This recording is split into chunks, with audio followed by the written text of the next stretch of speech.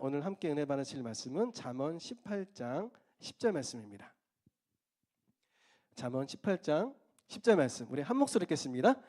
여호와의 이름은 견고한 망대라. 의인은 그리로 달려가서 안전함을 얻느니라. 아멘. 자, 오늘은 함께 읽은 본문 말씀 근거로 해서 안정감이라는 제목으로 그리스도인이기 때문에 누릴 수 있는 안정감에 대해서 함께 은혜를 나누고자 합니다. 한번 말씀의 제목을 따라해 볼까요? 안정감. 안정감. 네. 요즘은 많이 보지 못했지만 제가 어릴 때만 하더라도 인사를 샬롬이라고 되게 많이 했어요. 요즘 샬롬이라고 인사 많이 하나요? 해요? 요즘 교회에서 못 돌아가가지고 할렐루야 많이 하는데 샬롬은 조금 이제 옛날 인사로 많이 취급이 되는 것 같더라고요. 근데 예전에 정말 많이 쓰였던 인사 중에 하나가 샬롬입니다. 그렇죠? 근데 샬롬은 히브리어로 평화, 그리고 평강, 또 평안을 의미하는 말입니다. 일반적인 히브리어 인사 중에 하나로 쓰이는 말이에요. 그래서 안녕하세요, 뭐 잘 가세요라는 해당되는 인사말이죠. 또 다른 뜻은 정의, 질서, 조화 이런 뜻까지 있는데 그냥 보통 샬롬 그러면 우리나라 뜻으로 뭐 밥 먹었어요? 뭐 이 정도 일반적인 인사, 일반적인 인사로 뜻이 있긴 하지만 일반적인 인사로 이렇게 통용이 많이 됩니다. 근데 샬롬으로 인사하는 것은 일반적인 인사이긴 하지만 사실 우리 삶 가운데 하나님께서 주시는 외적인 평화와 내적인 평안이 있기를 그 바라는 마음이 있기 때문에 그런 샬롬이라는 인사를 하는 것이 아닐까 생각을 합니다. 샬롬이야말로 하나님께서 우리에게 주시는 안정감이죠. 그러니까 안정감에 대해서 이야기할 때에 이 시대야말로 그런 안정감을 찾는 시대가 아닐까 생각을 합니다. 뭐 지속 가능한 직업을 구하고 있고, 뭐 지속 가능한 일들을 찾잖아요. 요즘 유행하는 게 프리터족이라고 많이 들어보셨죠? 프리터족, 아르바이트만 해가지고 계속 유지를 하는 겁니다. 시급이 높아지다 보니까 사실 프리터족이 한국보다 일본이 먼저 있었죠. 일본이 시급이 워낙 높다 보니까. 근데 사실 프리터족으로도 살아가기가 힘든 세상이 지금 세상입니다. 안정감이 없기 때문에. 이러한 마음은 세상을 살아가는 모든 사람들이 바라는 마음이에요. 그 안정감. 모든 사람들이 행복하길 원하는데 진정한 행복의 기준이 바로 이것이기 때문입니다. 하지만 이 샬롬은 우리가 원하는 대로 우리의 삶 속에 있는 경우가 많지가 않습니다. 하나님을 믿지 않는 사람들뿐만 아니라 잘 믿는다는 사람들에게도 그 삶 속에 샬롬이 없는 경우가 많죠. 그것은 이 세상이 믿는 사람과 믿지 않는 사람을 구별하지 않기 때문이에요. 이번에 산불이 되게 크게 났죠. 근데 그 산불의 피해가 믿지 않는 자들에게만 있을까요? 그렇지 않아요. 교통사고가 일어나죠. 그 교통사고가 믿지 않는 자들에게만 일어날까요? 그렇지 않습니다. 세상을 살아갈 때에 믿는 사람이나 믿지 않는 사람이나 동일하게 자연재해 경험하게 되고 교통사고를 경험하게 되고, 우리가 뉴스를 한번 보다 보면은 새벽 예배 갔다 오다가 교통사고로 목숨을 잃는 어르신들도 보게 됩니다. 우리가 당하는 여러 가지 힘든과 어려움과 닥치는 고난들은 믿든지 믿지 않든지 그건 가리지가 않아요. 그 이유가 뭘까요? 하나님께서는 모든 사람들에게 보편적인 은혜를 주시며 또 보편적인 고난을 허락하시기 때문이에요. 그것을 하나님의 공의라고 표현하죠. 공의가 뭐예요? 공평하게 의롭다. 모든 사람들에게 하나님께서는 예수님의 십자가를 통하여서 우리에게 구원을 주셨죠. 에베소서 2장 8절에서 9절 말씀을 보면은 은혜에 의하여 믿음으로 말미암아 구원을 받는다고 이야기를 합니다. 그 은혜가 뭐죠? 십자가의 은혜죠. 우리가 십자가의 은혜가 전제가 안 되면 우리의 믿음은 소용이 없어요. 그렇죠? 그러니까 보편적인 은혜, 그 십자가의 은혜를 모든 인류에게 다 던져놨어요. 구원의 기회를. 그런데 그 기회를 누가 얻을 수가 있어요? 잡는 자에게, 그것을 믿는 자에게.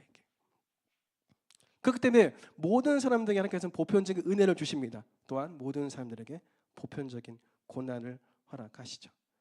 이 고난이 계속되는 삶을 살다 보면 때로는 왜 하나님께서 세상 사람들과 다르지 않게 왜 잘 믿는 나에게까지 왜 고난을 주시지? 그런 의문을 가지게 되죠. 나는 왜 아직까지 안정감이 없는 삶을 살고 있지? 하나님을 믿고 있는데. 그런 생각이 들 때가 있습니다. 그런데 오늘 본문 말씀을 보면 하나님께 나아가는 자는 안전함을 얻는다고 우리에게 분명하게 말을 하고 있죠. 그렇다면 하나님께서 우리에게 주시는 안정감이란 과연 어떤 것을 말하는 것일까요? 샬롬의 중요한 의미 두 가지만 제가 뽑아볼게요. 첫 번째 평화, 그 두 번째 평안. 이 두 가지를 한번 통해서 살펴보도록 하겠습니다. 먼저 평화에 대해서 살펴볼까요? 한번 따라해 봅시다. 평화란 고난을 대하는 자세가 바뀌는 것이다. 자, 이것은 외적인 평화를 누릴 수 있는 우리의 자세입니다. 평화란 고난을 대하는 자세가 바뀌는 것이다. 이 세상은 우리가 하나님을 믿는다고 해서 평화롭게 살도록 내버려두지 않습니다. 이 땅에서 성도로 살아간다는 것은 결코 쉬운 일이 아니기 때문이에요. 아니, 지금 현재 한국이라는 땅은 모든 세대가 살기가 쉽지 않지만 특별히 젊은 세대로 살아가는 것이 쉽지가 않죠. 그렇죠? 가장 부유한 세대이지만 또한 가장 앞으로 희망적으로 살아가는 것이 가장 어려운 세대가 지금 세대예요. 어르신 세대는 가난했지만 희망이 있었어요. 그런데 지금 세대는 부유하게 그 디폴트로 깔려 있는 것들은 되게 풍족합니다. 그런데 앞으로 더 발전할 수 있는 게 어려운 세대가 지금 세대죠. 그렇기 때문에 미래에 대한 희망을 지금 젊은 세대에서는 찾기가 매우 힘듭니다. 어릴 때는 부모님이 직장에 나가셔야 해서 하루 종일 어린이집에 맡겨져 살았죠. 부모님과 유대감이 부족해져서 정서적으로 불안감이 있었죠. 코로나를 지냈던 세대들은 친구들하고 관계도 할 줄을 몰라요. 관계하는 그 시대에 딱 그 나이대에 코로나가 터져가지고 관계를 안 하고 계속 줌으로만 보다 보니까 관계도 맺을지 모릅니다. 청소년이 되어서는 입시죽에 갇혀가지고 아침부터 밤늦도록 공부만 합니다. 제가 어릴 때만 하더라도 주변에 이거 들어보셨죠? 동네 친구 와가지고 성수야 놀자 그럼 와가지고 같이 놉니다. 어릴 때 그랬어요. 네. 그런데 지금은 놀려면 어디로 가야 돼요? 학원에 가야 돼. 학원에 가야 놀 수 있습니다. 어릴 때만 해도 술래잡기, 뭐 말뚝박기, 망까기, 땅 따먹기 다 해먹었습니다. 오징어 게임 나왔던 그 놀이들 있잖아요. 어릴 때 직접 하던 거예요. 진짜 친구들하고 놀면서 했습니다. 근데 지금은 그걸 하는 애들을 보기가 어려워요. 지금은 되게. 그렇죠? 그렇게 친구를 만나게 학원을 가게 돼요. 정서적으로 되게 힘듭니다. 메마릅니다. 모두가 학원에서 사교육을 받기 때문이죠. 이제 드디어 입시 지옥을 벗어나서 대학에 합격을 하게 되면은 그곳에는 입시보다 더 어렵다는 뭐가 기다리죠? 취업이 기다리고 있습니다. 취업을 위해 입시할 때보다 더 많은 시간을 자격증과 스펙 쌓기에 몰두해야 됩니다. 열심히 노력한 결과 드디어 원하는 취업을 했어요. 그 다음 또 뭐가 기다려요? 결혼이 기다리죠. 취업보다 더 어려운 결혼이 기다리고 있습니다. 취업을 하고 결혼하기까지 얼마나 힘이 든지 연애와 결혼과 출산을 포기하는 것을 넘어 취업과 취미생활과 인간관계까지 모두 다 포기하는 사람들이 지금 등장하고 있죠. 그렇게 어렵게 결혼을 해도 그를 기다리는 건 너무나 힘든 육아. 육아 이후에는 뭐예요?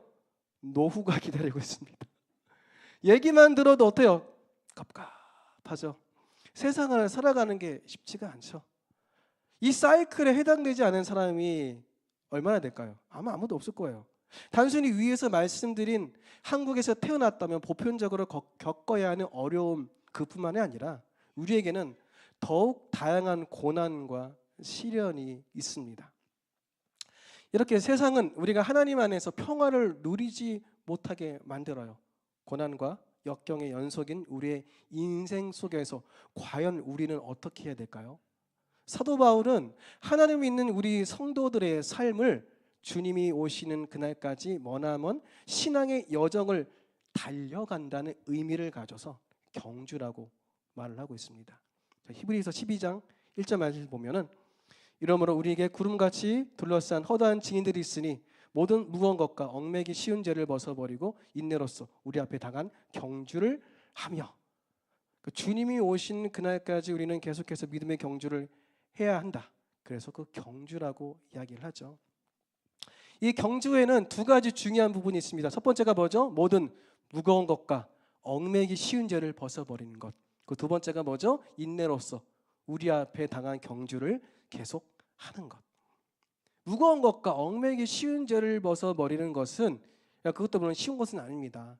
하지만 성도로서 이 세상에서 이것저것 욕심내며 복잡하게 살지 말고 스스로 만족하는 삶, 자족하는 삶, 그렇게 삶을 살게 된다면 성도로서 이 세상에서 죄와 구별되게 살아갈 수 있다는 것을 우리는 알고 있죠. 그리고 이것을 예배자로서 스스로 점검하고 계시죠.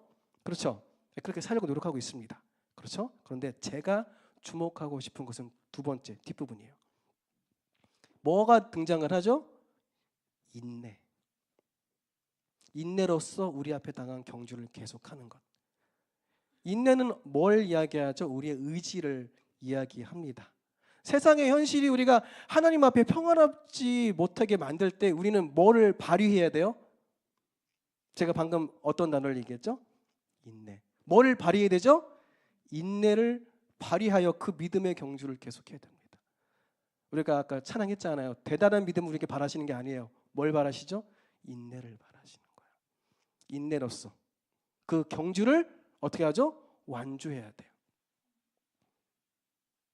어떤 분들은 이런 생각을 하고 있어요. 그래서 이게 언제 끝나요? 너무 힘든데 좀 끝나야 되지 않아요? 좀 내가 평안함이 좀 있어야 되지 않아요? 내 삶이 조금 지금보다 조금 나아야 되지 않아요? 왜 계속 힘든 게 계속되죠? 자, 그걸 달리기 하는 사람한테 물어볼게요. 마라톤 하는 사람이 언제까지 달려야 돼요? 나 지금 그만 달리고 싶은데 언제까지 달려야 되지? 응? 결승전까지 달려야 되죠. 우리는 언제까지 달려야 되죠? 주님 오시는 그날까지. 경주에 뭐가 필요해요? 인내가 필요해요. 끝까지 달려야 하는 거. 현실이란 벽 앞에 우리의 삶은 보잘것없어 보일 수 있습니다. 너무나 아무것도 아닌 것처럼 보일 수 있어요. 하지만 인생이라는 경주에서 마라톤에서 우리는 멈추지 않고 계속 달려가야 합니다. 현실이란 벽을 만나면 우리는 그것을 어떻게 해야 되죠? 뚫고 지나가야 돼. 그런데 우리는 뚫을 힘이 없죠. 그럼 어떻게 해? 그냥 계속 부딪히는 겁니다. 힘들어도 부딪히고 어려워도 부딪히고. 그렇게 할 수 있는 이유가 뭐예요? 로마서 8장 28절 말씀 함께 읽어볼까요? 시작. 우리가 알거니와 하나님을 사랑하는 자 곧 그의 뜻대로 부르심을 입은 자들에게는 모든 것이 합력하여 선을 이루느니라. 우리가 인내를 발휘해서 한 번 더 말합니다. 발휘하다고. 발휘하가 뭐예요? 내가 끄집어내는 거잖아. 인내가 있어서 내는 게 아니에요. 뭐죠? 끄집어내는 거야. 인내를 발휘해서 그 벽을 뚫고 갈 수 있는 것은 결국에는 하나님의 선하신 뜻이 우리를 이끌어 주실 것을 믿는 믿음 때문입니다. 그 믿음으로 끝까지 인내함으로 신앙의 경주를 달려가시길 부탁드리겠습니다. 그렇게 매일을 버티고 견디어갈 때 우리의 삶에 샬롬의 평화가 찾아올 것입니다. 그래서 제가 좋아하는 찬양의 가사가 이런 가사가 있어요. 여러분도 잘 아시는 찬양인데 그 신계획 다 볼 수도 없고 작은 고난에 지쳐도 주께 묶인 나의 모든 삶 버티고 견디게 하시네. 이 찬양이야말로 우리가 그 버티고 견디며 인내할 수 있는 그 모습을 잘 표현한 곡이 아닐까 생각을 합니다. 자, 우리 두 번째 한번 살펴볼까요? 샬롬의 두 번째 뜻을 제가 뭐라고 했죠? 평안이라고 이야기를 했죠. 한번 따라해 봅시다. 평안이란 고난을 바라보는 시각이 달라지는 것이다. 샬롬을 처음엔 평화로 이야기했죠. 평화는 고난을 대하는 자세가 달라지는 거고 평화는 고난을 바라보는 시각이 달라지는 겁니다. 이것은 내적인 평안을 누릴 수 있는 우리의 시각을 말합니다. 하나님을 믿는 성도들이 믿음이 있음에도 불구하고 마음의 평안을 얻지 못하는 경우가 있는데 그 중에 가장 많은 경우가 나는 정말 열심히 하나님을 믿는다고 최선을 다하고 있다고 생각하는데 그럼에도 불구하고 계속해서 고난을 찾아올 때 뜻하지 않은 고난이 찾아올 때 예상치 못한 고난이 찾아올 때가 아닐까 생각을 합니다. 성경을 보면 이 사람보다 더 큰 고난을 받은 자가 없다 할 정도로 큰 어려움을 겪은 사람이 등장을 해요. 누굴까요? 구약에 등장합니다. 욥 아시죠? 이 사람은 하나님께서 자랑하는 당대 최고의 믿음을 가진 사람이었어요. 욥기 1장 8절 말씀을 보면 여호와께서 사탄에게 이르시되 내가 내 종 욥을 주의하여 보았느냐 그와 같이 온전하고 정직하여 하나님을 경외하며 악에서 떠난 자는 세상에 없느니라. 욥기는 열심히 주님을 믿고 그리고 하나님 앞에 그 믿음을 보여드리고 있음에도 불구하고 이유 없이 닥치는 고난의 문제에 대해서 우리들에게 깊은 진리를 알려주고 있습니다. 우리가 열심히 믿는 가운데 고난을 받게 되면 한 가지 법칙이 떠오르게 돼요. 어떤 법칙이냐? 갈라디아서 6장 7절 말씀 보면은 스스로 속이지 말라. 하나님은 업신여김을 받지 아니하시나니 사람이 무엇으로 심든지 그대로 거두리라. 어떤 법칙이죠? 심는 대로 거둔다. 심는 대로 거두는 법칙은 우주의 한 법칙입니다. 선을 심으면 복을 받고 악을 심으면 징계를 받는다. 인과응보의 법칙은 인류의 대법칙이고 평면적인 진리라고 볼 수가 있어요. 그렇기에 열심히 믿는 가운데 고난을 받게 되면 이것이 나의 죄 때문인지 아니면 어떤 이유에서인지 궁금해하고 힘들어합니다. 보통 우리의 모습이죠. 고난받는 내 모습을 믿지 않는 자들에게 보이기에는 하나님께 덕이 안 되지 않을까라는 그런 염려와 두려움이 쌓이기도 합니다. 하나님 믿는 자들은 언제나 잘 되어야 하고 믿는 자들은 돈도 항상 많아야 되고 믿는 자들은 항상 뭘 해도 뭔가 드러나고 잘 돼야 돼. 좋은 일이 있어야 돼. 항상 그렇게 우리가 듣고 있죠. 그렇기 때문에 뭔가 오랫동안 아프거나 오랫동안 안 되고 있거나 오랫동안 고난받고 있으면 이게 뭔가 내가 잘못해서 그런 것 같고 뭔가 나의 믿음이 부족해서 그런 것 같고 그런 자괴감에 빠지기 쉽습니다. 내 모습이 부끄럽고 되게 힘들게 느껴질 때가 있습니다. 그런데 욥기에서는 선을 행하면 땅에서 복을 받고 악을 행하면 망하는 것이 이 땅에서 반드시 일어나는 것만은 아니다라는 입체적인 진리를 우리에게 알려주고 있어요. 시편 73편 3절 말씀을 보면 이는 내가 악인의 형통함을 보고 오만한 자를 질투하였음이로다. 이러한 입체적인 진리를 함께 읽었던 시편 기자도 고백을 하고 있는데 악을 행하는 사람들이 오히려 세상에서 더 잘 나가고 있는 모습을 보고 뭐래요? 질투를 한다고 합니다. 질투를. 우리도 그렇죠. 하나님을 안 믿고 있는데 열심히 잘 투자해가지고 돈 벌고 있고 뭔가 조금 편법과 부정을 저질렀는데 되게 잘 살고 있는데 어떻게 저럴 수 있지? 이러한 생각과 마음들이 불시에 드는 적 혹시 없으신가요? 그걸 지금 시편 기자가 우리하고 똑같은 마음을 갖고 이야기를 하고 있는 거예요. 여기서 말하는 입체적인 진리는 뭘까요? 함께 몇 가지 그림을 보도록 하겠습니다. 첫 번째 그림 한번 보여주세요. 이거 다 아는 그림이죠. 이 그림이 뭐예요? 어떤 형상이죠? 개구리. 그렇죠. 제가 보기에도 개구리입니다. 근데 이 사진에는 다른 동물도 숨어 있습니다. 아시는 분은 아실 거예요. 2번 한번 보여주세요. 똑같은 그림이에요. 이건 뭐죠? 말입니다. 말 얼굴이 보이죠? 같은 그림에 두 가지 형상이 숨어 있는 거예요. 보는 방향만 바꿨을 뿐인데 말이죠. 다음 그림을 볼까요? 이 그림 뭘까요? 오리. 그렇지. 제가 보기에도 그렇습니다. 그런데 예상하셨듯이 이 사진에도 이 그림에도 다른 동물이 숨어 있습니다. 뭐죠? 안 봐도 아시네. 네, 맞습니다. 토끼입니다. 그런데 이 그림들은 왜 이렇게 보는 방향을 바꾸니까 다른 동물의 얼굴이 보일까요? 그 이유가 뭘까요? 모든 오리 그림이 토끼처럼 보여요? 아니잖아요. 모든 개구리 그림이 말처럼 보이나요? 안 그러죠. 왜 그러죠? 그거는 이 그림을 그린 사람이 그런 의도를 가지고 그렇기 때문이에요. 그린 사람에 뭐가 숨어 있다? 의도가 숨어 있다. 원래 그런 의도를 가지고 이 그림을 그렸기 때문입니다. 고난도 마찬가지예요. 우리에게 고난을 허락하시는 분 누구시죠? 하나님. 하나님의 의도를 우리는 알아야 돼요. 그렇기 때문에 우리는 고난을 바라보는 시각을 바꿔야 됩니다.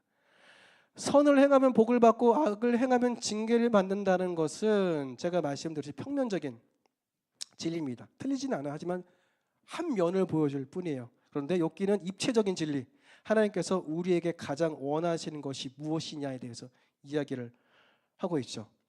사실 이 욥기를 한번 파고들면은 저도 한 1시간 넘는 설교가 하나가 또 있거든요. 욥기에 관련된 설교만 되게 심오하게 들어갈 수 있습니다. 그런데 지금은 욥기를 말하는 건 아니니까요. 네. 평면적인 진리와 입체적인 진리에서 좀 지금 이야기를 하고 있어요. 평면적인 게 뭡니까? 주목을 한번 보세요. 주목을 보면은 여기에 평면적인 게 뭐가 있어요? 이것만 보면은 얘만 보이죠.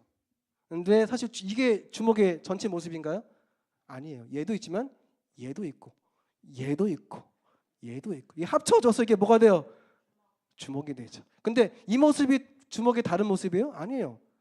틀리지 않은 모습이에요. 그런데 하나의 모습일 뿐이지 이게 평면적인 진리다.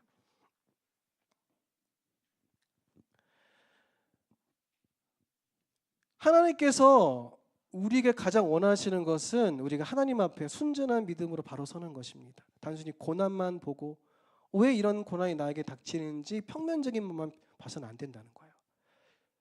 하나님 앞에 순전한 믿음으로 바로 서는 것, 그것을 경외라고 표현을 하죠. 경외한다. 성도는 하나님의 소유입니다. 믿으십니까? 하나님의 소유인지 믿으세요? 그렇다면 욥의 고백이 뭐였어요? 욥의 고백이 하나님께서 주시기도 하시고 하나님께서 뭐도 빼앗기도 하신다. 하나님께서 성도에게 복을 주실 수도 있고 화를 주실 수도 있다. 하나님의 주권을 인정하며 그 뜻에 순응하는 것이 성도는 우리의 도리라는 겁니다. 여러분은 하나님께 그 주권을 올려드립니까? 주권이 하나님께 있음을 믿으십니까? 내 삶의 주도권이 나한테 있어야 하나님께 있습니까? 하나님께 있다면은 뭘 하든지 그냥 그대로 순응할 준비가 돼 있으세요? 주권을 맡긴다는 건 그거예요. 좋은 길로 인도할 때만 내 주님이시고 나쁜 길로 인도하시면 주님이 아니세요. 어느 길로 인도하든 주님은 나의 주님이십니다. 욥기 23장 10절에 그래서 이렇게 이야기합니다. 그러나 내가 가는 길을 그가 아시나니 그가 나를 단련한 후에는 내가 순금같이 되어 나오리라. 하나님께서는 우리가 고난을 통해서 그렇게 순금과 같이 순전하고 나 중심이 아닌 하나님 중심으로 바로 서 있는 믿음을 가지기를 원하십니다. 이것에 바로 마음의 평안을 얻는 비결이 있어요. 세상의 중심이 내가 될 때는 우리는 그 속에서 평안을 얻을 수 없습니다. 중심이 내가 되기 때문에. 여러분, 평안한 장면 하면은 어떤 장면이 혹시 떠오르세요? 평안이라고 한번 생각해보고 장면을 떠올려 보세요. 어떤 장면이 떠오르시나요? 저는 평안하면 떠오르는 게 숲속 깊은 곳에 제가 차박을 좋아하거든요. 그러면 여기 딱 여기 위에 붕 뚫려 있는 지붕을 딱 보고 뭐가 떠 있어요? 하늘에 별이 막 초롱초롱 떠 있죠. 밤중에 맑은 하늘 딱 떠 있잖아요. 그 모습이 떠올라요. 저는 맑은 밤중에. 그래서 뭐가 울죠? 벌레가 새가 또 쭉쭉쭉 그런 소리가 들리는 장면이 떠오릅니다. 아주 잠잠하고 조용한 모습이죠. 그런데 하나님께서 성도에게 주시는 평안은 우리가 생각하고 있는 그런 장면이 아니에요. 하나님께서 주시는 평안은 오히려 이 장면과 비슷합니다. 보여주세요. 이게 뭔지 아세요? 태풍. 맞습니다. 태풍. 무슨 평안이 태풍이냐 할 수 있는데 그 가운데 뭐가 보이나요? 가운데 맑은 하늘이 보이죠. 이거를 태풍의 눈이라고 합니다. 태풍의 눈. 태풍의 눈이 어떤 것인지 혹시 아세요? 태풍은 그 주변을 아수라장으로 만들 만한 엄청난 위력을 가지고 있는 바람이 태풍입니다. 그런데 육지에서 이 바람이 발생하면 허리케인이 됩니다. 그리고 바다에서 이 바람이 발생하면 태풍이 되죠. 그런데 태풍을 가만히 살펴보면 한 번만 더 보여주세요. 그 가운데 동그란 하늘이 보이죠? 이것을 태풍의 눈이라고 말하는데 엄청난 바람이 부는 태풍 한가운데 지역은 오히려 맑은 하늘과 태양을 볼 수 있는 구름 한 점 없는 날씨를 가지고 있다고 해요. 그게 태풍의 눈입니다. 사진을 보면 정확하게 파란색이 보이죠? 그 맑은 동심원이 보입니다. 자, 요한복음 4장 14절에 이런 말씀이 있습니다. 한번 같이 읽어봅시다. 시작. 내가 주는 물을 마시는 자는 영원히 목마르지 아니하리니 내가 주는 물은 그 속에서 영생하도록 솟아나는 샘물이 되리라. 태풍처럼 어마어마한 고난이 날 덮칠 때 내 삶을 뒤흔들어 놓을 만한 커다란 사건들이 나를 괴롭고 힘들게 만들 때 오히려 그 삶의 중심이 아까 조금 전에 말씀드렸죠. 내가 아닌 하나님이시기에 그 하나님만을 바라볼 수 있는 마음 깊은 곳에서 흘러나오는 평안이 바로 진정한 내적인 평안인 것입니다. 비록 문제가 당장 해결되지 않더라도 주님을 향한 온전한 믿음만으로도 만족하며 감사할 수 있는 것이 진정한 내적인 평안인 것입니다. 그것을 삶 속에서 깨닫기 시작할 때 우리의 삶에 진정한 샬롬의 평안이 찾아올 것입니다. 자, 지금까지 우리는 안정감이라는 제목으로 하나님께서 우리에게 주시는 안정감, 샬롬에 대해서 평안이라는 두 가지 내용을 한번 살펴봤습니다. 우리가 샬롬을 얻기 위해서는 먼저 고난을 대하는 자세가 바뀌어야 되고 다음으로 고난을 바라보는 시각이 달라져야 한다는 것을 알게 되었죠. 함께 읽은 잠언 본문은 이렇게 말합니다. 여호와의 이름은 견고한 망대라. 의인은 그리로 달려가서 안전함을 얻느니라. 세상으로 달려가는 것이 아니라 하나님께로 달려가게 되면 그곳에서 안전함을 얻게 되는데 그것은 하나님께 사랑받는 자의 안정감입니다.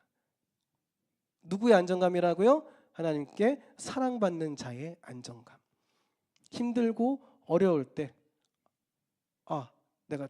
제가 차박을 좋아했잖아요. 그러면 어려울 때 차 타고 차박하러 갈까?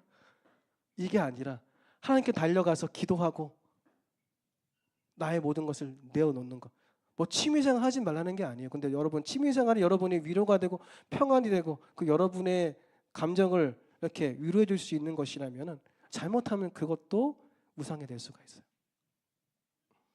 힘들고 어려울 때 나를 정말 편하게 해주는 그곳에 그냥 달려가는 게 아니에요. 그러면 그것이 나를 위로해 주고 그것이 나의 주인이 될 수가 있어요.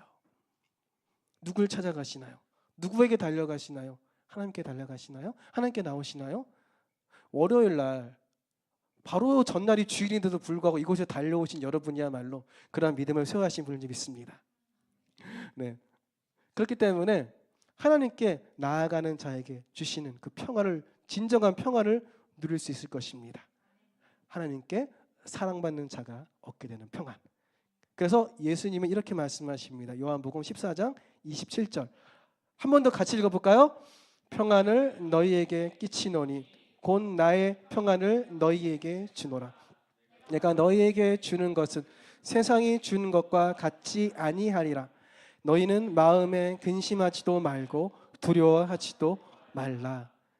세상이 줄 수 없는 진정한 샬롬은 오직 예수님께만 있습니다.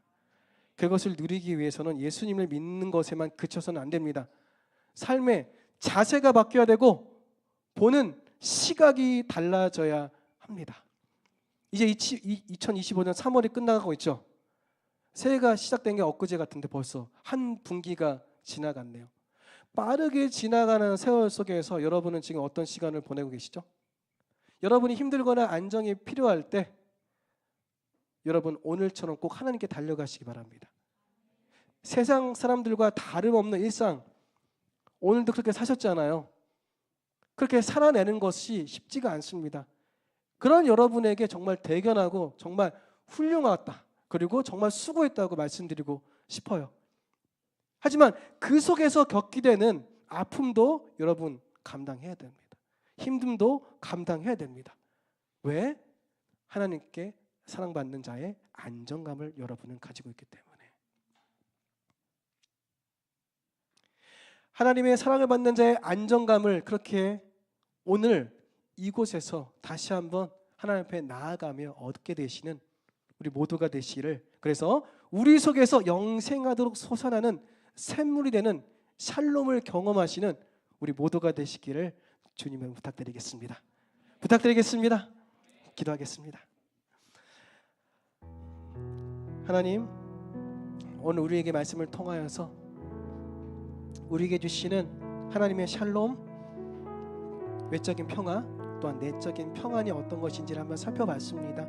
물론 샬롬이 이 두 가지에 머물지는 않습니다. 더 큰 개념이고 더 많은 것을 품고 있습니다. 단지 오늘 우리가 조금 더 이해하기 쉽기 위하여 두 가지를 얘기했을 뿐입니다. 하나님께서 주시는 그 안정감은 이 두 가지에 머물지 않습니다. 더 큰 의미를 갖고 있고 더 큰 개념을 갖고 있습니다. 하지만 우리가 너무나 작은 존재이기에 그것을 다 담을 수가 없습니다. 하나님 앞에 겸손하게 오늘 나아가오니 하나님께 사랑받는 그 그리스도인의 안정감을 내가 누릴 수 있도록, 삶이 변하지 않다 할지라도, 그 고난이 해결되지 않는다 할지라도, 문제가 그대로 내 앞에 놓여있다 할지라도 주께서 주시는 그 안정감을 가지고 버티고 견디며 이 믿음의 경주를 끝까지 달려갈 수 있는 제가 될 수 있도록 인도하여 주시옵소서. 그러기에 필요한 것이 이제는 내 눈을 버리는 것입니다. 내 생각을 버리는 것입니다. 내 입술을 버리는 것입니다. 내 눈이 아니라 아버지의 눈을 가지게 해주시옵시고, 내 입술이 아니라 하나님의 입술을 갖게 해주시옵시고, 내 생각이 아니라 아버지의 생각을 갖게 하여 주시옵소서. 오늘 그렇게 주 앞에 나아가는 우리 한 사람 한 사람 예배자들에게 성령으로 함께 하여 주옵소서. 예수님의 이름으로 기도드립니다.